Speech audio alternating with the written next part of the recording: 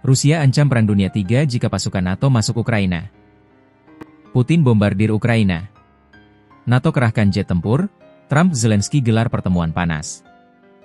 Ukraina borong senjata 1.623 triliun rupiah dari Amerika. NATO, Trump dukung Kiev hadapi Rusia. Menlu Jerman peringatkan Cina. Laut Cina Selatan Taiwan jadi ancaman global. Halo, sahabat pojok. Minggu ini kita akan menyajikan berita-berita terupdate, aktual, dan berbagi informasi menarik lainnya selama sepekan. Dalam program Resume Pojok Negeri Media.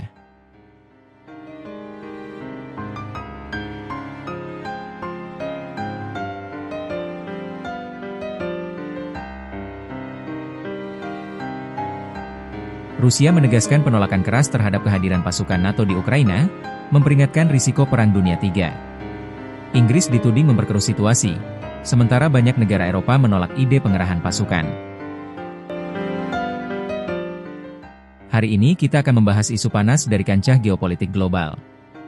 Rusia menegaskan bahwa kehadiran pasukan NATO di Ukraina sama sekali tidak bisa diterima. Juru bicara Kementerian Luar Negeri Rusia, Maria Zakharova, bahkan menuding Inggris berusaha merusak proses diplomatik dan mendorong dunia ke ambang konflik global baru. Bahkan, mantan Menteri Pertahanan Rusia Sergei Shoigu memperingatkan, jika pasukan NATO benar-benar masuk ke Ukraina, itu bisa memicu Perang Dunia III. Mari kita kupas situasi ini secara mendalam.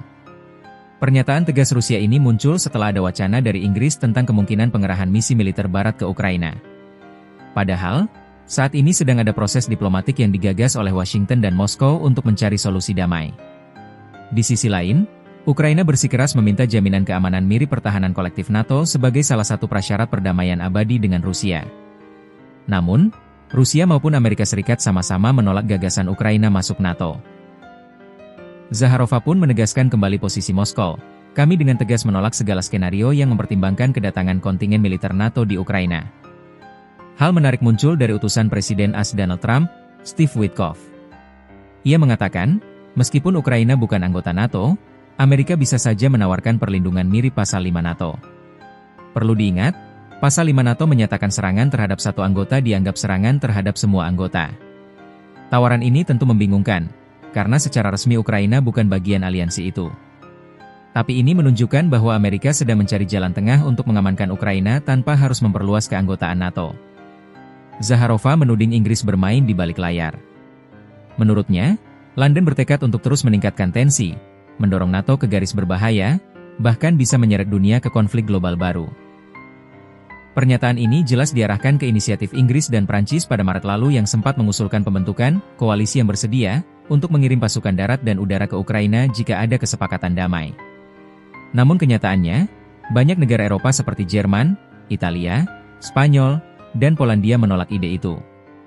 Bahkan seorang pejabat Inggris yang diwawancarai The Sunday Times mengatakan, tidak ada yang mau mengirim pasukan mereka untuk mati di Ukraina.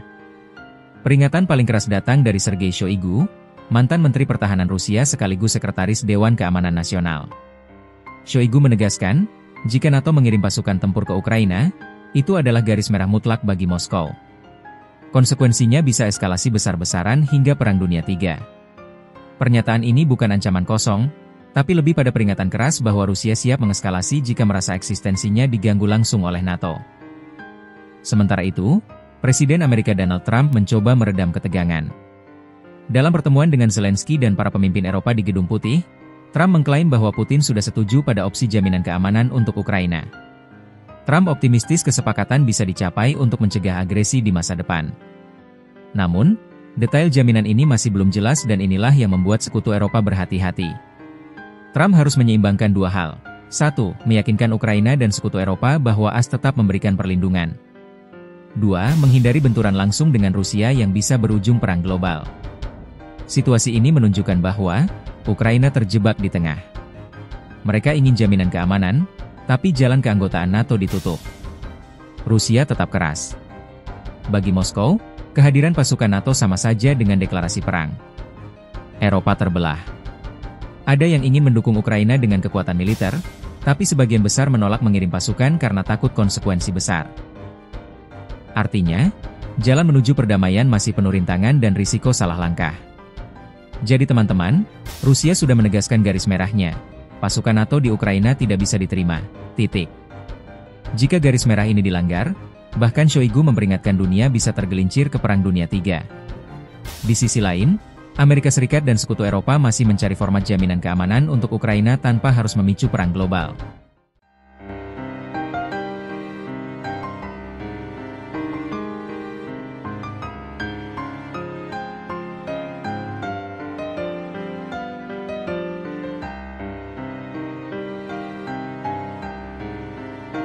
Rusia melancarkan serangan udara besar ke Ukraina, memicu NATO siaga penuh. Serangan terjadi setelah Trump bicara damai dengan Zelensky, namun justru menunjukkan eskalasi berbahaya yang bisa memicu benturan langsung NATO-Rusia. Halo semuanya, selamat datang kembali di channel ini. Kali ini kita akan membahas eskalasi terbaru dalam perang Rusia-Ukraina. Pada Senin malam, Rusia meluncurkan serangan udara besar-besaran yang memicu NATO mengerahkan jet tempurnya dari Polandia hingga Swedia. Serangan ini terjadi hanya beberapa jam setelah Presiden Amerika Serikat Donald Trump bertemu dengan Presiden Ukraina Volodymyr Zelensky di Gedung Putih. Apakah dunia sedang berada di ambang pertempuran besar baru? Mari kita bahas bersama.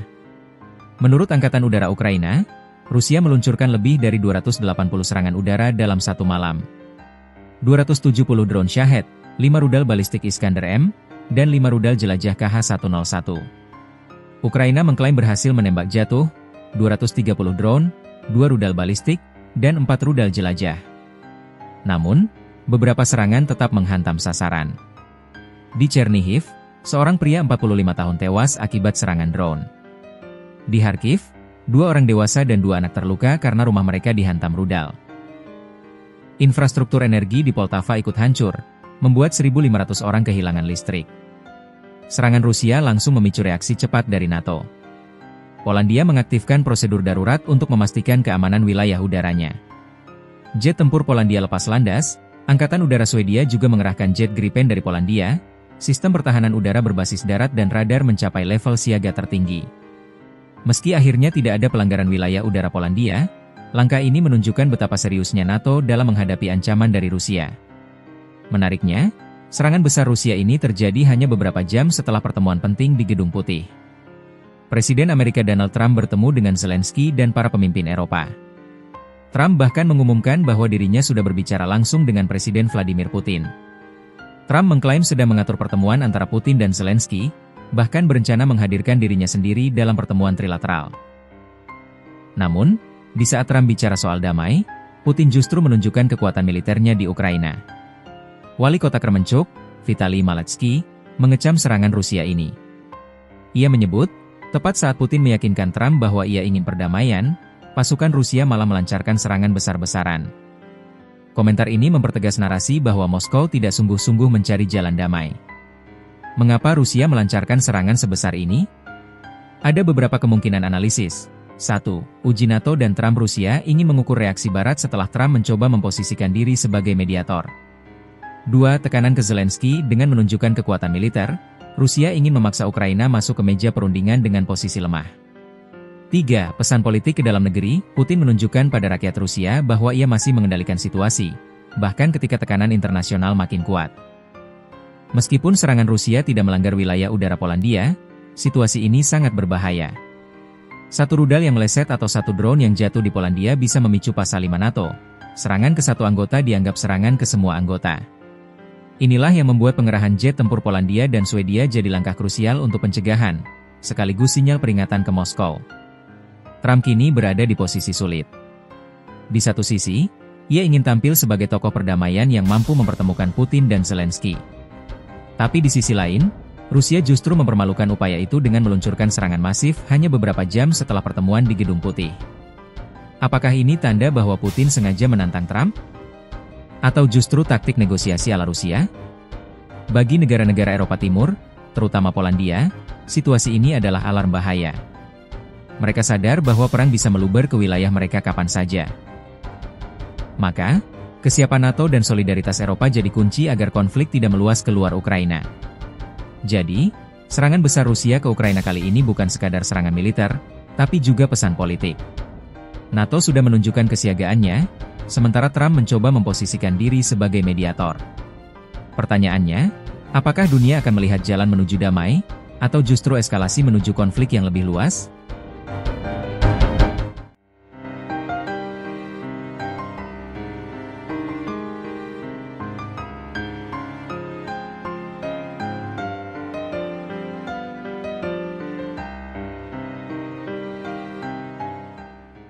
Ukraina akan membeli senjata Amerika Serikat senilai 1.623 triliun rupiah, didanai Eropa, termasuk sistem Patriot dan rudal modern.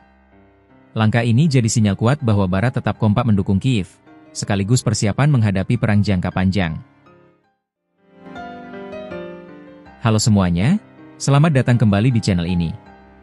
Kali ini kita akan membahas kabar besar dari Eropa Timur. Ukraina dilaporkan bakal memborong senjata Amerika Serikat dengan nilai fantastis, A100 miliar atau sekitar 1.623 triliun rupiah. Kesepakatan ini muncul setelah Presiden Volodymyr Zelensky bertemu Presiden Donald Trump di Gedung Putih. Apakah langkah ini jadi titik balik perang Ukraina-Rusia? Mari kita bahas tuntas. Pertemuan di Gedung Putih pada 18 Agustus lalu mempertemukan Zelensky, Trump, dan para pemimpin Eropa. Fokus utama adalah masa depan Ukraina, prospek perdamaian, dan jaminan keamanan dari NATO serta Amerika. Namun, beberapa hari sebelumnya, Trump juga sudah bertemu Presiden Rusia Vladimir Putin di Alaska. Jadi, banyak yang menilai kesepakatan senjata ini adalah respon langsung Kiev atas potensi rekonsiliasi Amerika-Rusia. Dokumen yang diperoleh Financial Times menyebut, Ukraina akan membeli senjata A senilai 1.623 triliun rupiah, didanai oleh Eropa. Ada juga perjanjian tambahan senilai A50 miliar atau 811 triliun rupiah untuk produksi drone oleh perusahaan senjata Ukraina. Meski detailnya belum lengkap, Kiev sudah terang-terangan ingin membeli 10 sistem pertahanan udara Patriot. Rudal-rudal modern untuk melindungi kota besar serta infrastruktur vital. Kenapa Ukraina borong senjata sebanyak ini? Ada beberapa alasan utama. 1. Perlindungan kota besar Kiev, Kharkiv, Odessa, dan Dnipro jadi target rudal Rusia. 2. Infrastruktur energi, Rusia sering menyerang pembangkit listrik dan jaringan energi Ukraina. 3. Kekuatan udara, Patriot dianggap sistem terbaik untuk menangkis rudal balistik maupun drone kamikaze buatan Iran yang dipakai Rusia. Dengan senjata ini, Ukraina berharap dapat memperkuat pertahanan dan menekan agresi Rusia. Uniknya, pembelian ini dibiayai oleh negara-negara Eropa, bukan hanya dari kas Ukraina. Hal ini menunjukkan bahwa Uni Eropa dan NATO memang menjadikan keamanan Ukraina sebagai prioritas. Bagi Eropa, jatuhnya Ukraina ke tangan Rusia bisa berarti ancaman langsung ke Polandia, Baltik, hingga Jerman. Sementara itu, posisi Trump cukup rumit. Ia baru saja bertemu Putin, dan banyak pihak berharap pertemuan itu bisa membuka jalan gencatan senjata. Namun, yang terjadi justru sebaliknya, AS malah memperkuat Ukraina dengan kesepakatan senjata jumbo. Apakah ini strategi Trump menekan Rusia di meja perundingan? Atau justru sinyal bahwa AS tidak akan membiarkan Ukraina jatuh? Dalam dokumen yang sama, Ukraina menegaskan, mereka tidak akan menerima kesepakatan damai yang melibatkan pelepasan wilayah. Gencatan senjata hanya dianggap sebagai langkah awal menuju perdamaian penuh, tanpa konsesi pada Putin. Zelensky menolak usulan Rusia menarik pasukan hanya dari perbatasan Luhansk dan Donetsk. Menurut Kiev, itu sama saja membuka jalan bagi Rusia untuk melangkah ke Dnipro dan memperluas invasi. Kesepakatan senjata 1.623 triliun rupiah ini punya beberapa makna strategis. 1. Pesan ke Rusia, Barat tetap kompak mendukung Ukraina, meski ada wacana damai. 2. Perang jangka panjang, Ukraina sedang mempersiapkan diri, seakan perang ini masih akan berlangsung bertahun-tahun. 3. Perang industri investasi drone senilai 811 triliun rupiah menunjukkan bahwa perang masa depan akan bergantung pada teknologi tanpa awak. Meski belum ada tanggapan resmi dari Kremlin soal dokumen ini, besar kemungkinan Moskow akan menganggap langkah ini sebagai provokasi. Bagi Rusia, penyediaan senjata Patriot dan rudal canggih ke Ukraina sama saja dengan memperluas keterlibatan NATO dalam perang. Dan itu bisa memicu serangan balasan lebih keras dari Moskow. Kesepakatan pembelian senjata jumbo ini bisa menjadi titik balik. Bagi Ukraina, ini adalah upaya bertahan hidup. Bagi Rusia, ini bisa dianggap tantangan besar. Dan bagi dunia, langkah ini bisa mempercepat perdamaian, atau justru memperpanjang perang. Bagaimana menurut kalian? Apakah pembelian senjata 1.623 triliun rupiah ini solusi bagi Ukraina, atau justru pemicu eskalasi lebih besar dengan Rusia?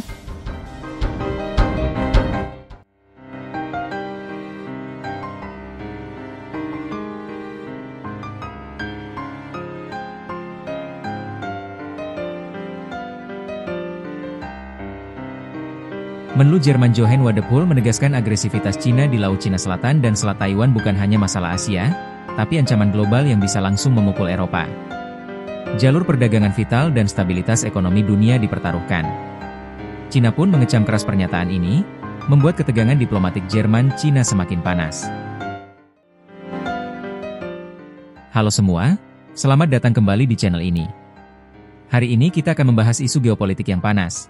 Menteri Luar Negeri Jerman Johann Wadephul memperingatkan bahwa agresivitas Cina di Laut Cina Selatan dan ketegangan di Selat Taiwan bukan hanya masalah Asia, tapi juga ancaman langsung bagi Eropa dan dunia. Apa maksud dari pernyataan ini? Dan bagaimana reaksi Cina? Mari kita bahas secara mendalam. Dalam kunjungannya ke Jakarta pada 20 Agustus 2025, Wadephul menegaskan, Laut Cina Selatan dan Selat Taiwan adalah kawasan strategis, jalur perdagangan penting dunia. Eskalasi militer Cina di sana mengancam bukan hanya keamanan Asia, tapi juga tatanan internasional berbasis aturan, rules-based order. Menurutnya, Indo-Pasifik dan Eropa saling terhubung. Jika ada konflik besar di kawasan ini, dampaknya pasti terasa langsung di Eropa. Mari kita fokus dulu ke Laut Cina Selatan.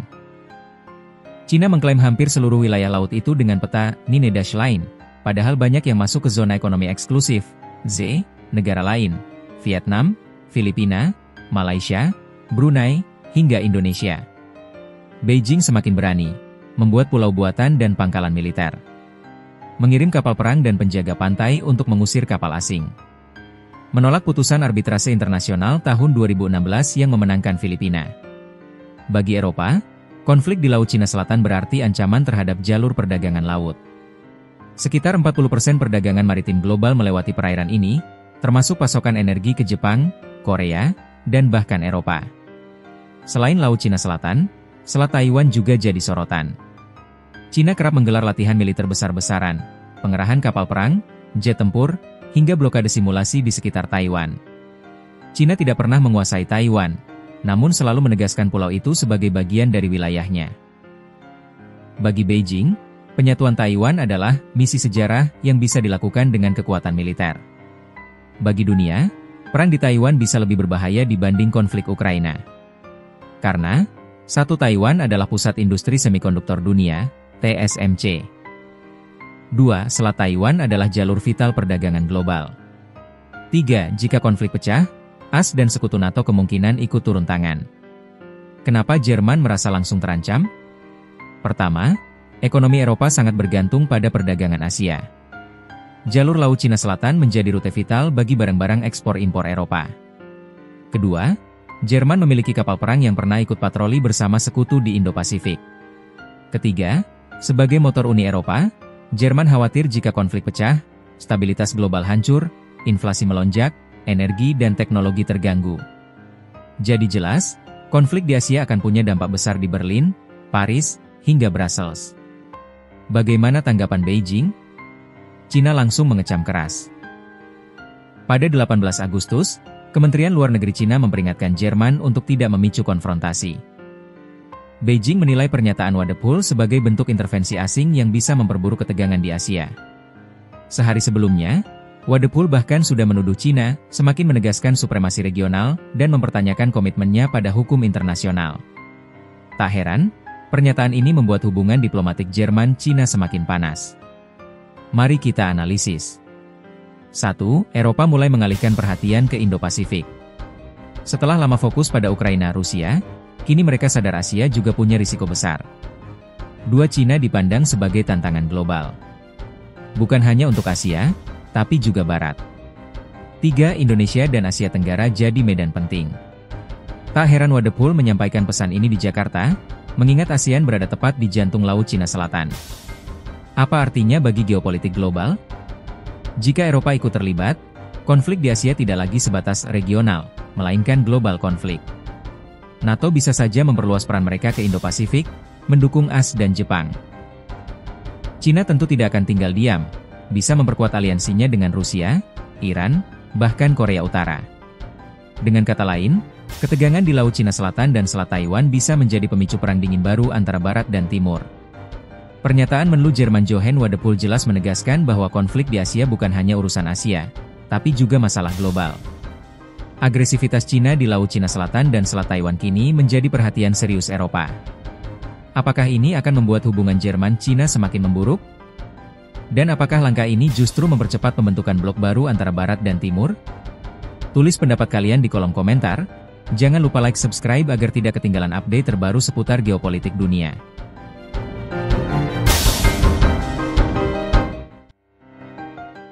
Itu tadi berita terhangat sepekan ini.